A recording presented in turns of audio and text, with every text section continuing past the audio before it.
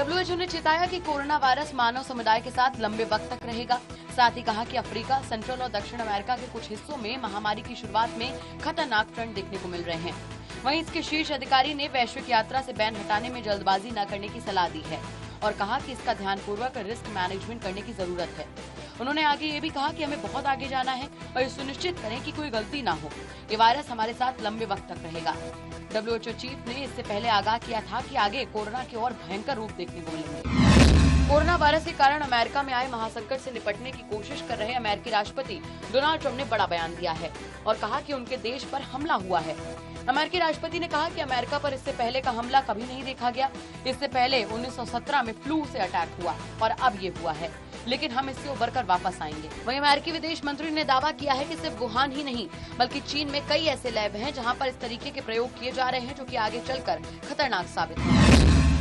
राष्ट्रपति ट्रंप की धमकी के जवाब में ईरान ने कहा कि पूरी दुनिया आज कोरोना वायरस से जूझ रही है। ऐसे में अमेरिकी राष्ट्रपति को हमें धमकाने की बजाय हमें इस वायरस से बचाने में मदद करनी चाहिए। इससे पहले ट्रंप ने ट्वीट करके ईरान को धमकी देते हुए कहा कि ईरानी जहाज अगर समुद्र में उनके जहाज के लिए परेशानी खड़ी करते हैं तो उन्हें उड़ा देने को कह दिया गया है। दोनों देशों के बीच में बढ़े तनाव के बीच में अमेरिका के सैन्य प्रमुखों ने ईरान पर भड़काऊ कार्रवाई करने का आरोप भी लगाया है। मुकेश अंबानी के नेतृत्व वाली रिलायंस इंडस्ट्रीज समूह की कंपनी जियो प्लेटफॉर्म्स ने दुनिया की दिग्गज टेक कंपनी फेसबुक के साथ में बड़ी डील की है। इस डील पर मुहर लगते ही मुकेश अंबानी एक बार फिर से इस मंदी के दौर में भी एशिया के सबसे अमीर शख्स बन गए हैं।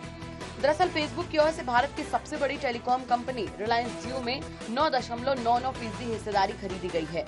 इसके लिए फेसबुक $5.7 बिलियन यानी कि 43,774 करोड़ रुपए का निवेश कर रहा है। इस डील के बाद अलीबाबा के संस्थापक जैक मा एक बार फिर से मुकेश अंबानी से पिछड़ गए हैं। फेसबुक जियो के बीच हुई डील के बाद मुकेश अंबानी की संपत्ति में करीब $4 अरब का इजाफा हुआ है, जिससे मुकेश अंबानी की संपत्ति बढ़कर करीब $49 अरब हो गई है। न्यूजीलैंड के पूर्व कप्तान और आईपीएल फ्रेंचाइजी केकेआर के कोच ब्रैंडन मैकुलम ने कहा कि इस साल के पुरुष T20 वर्ल्ड कप को अगले साल की शुरुआत तक के लिए स्थगित करके इसकी जगह लुभावनी आईपीएल का आयोजन करना चाहिए। मैकुलम ने कहा कि उन्हें नहीं लगता कि T20 वर्ल्ड कप दर्शकों के बिना खेला जाएगा और उनका मानना है कि अगर आईपीएल नहीं खेला गया तो किसी भी खिलाड़ी या फिर सहयोगी स्टाफ को भुगतान नहीं किया जाएगा।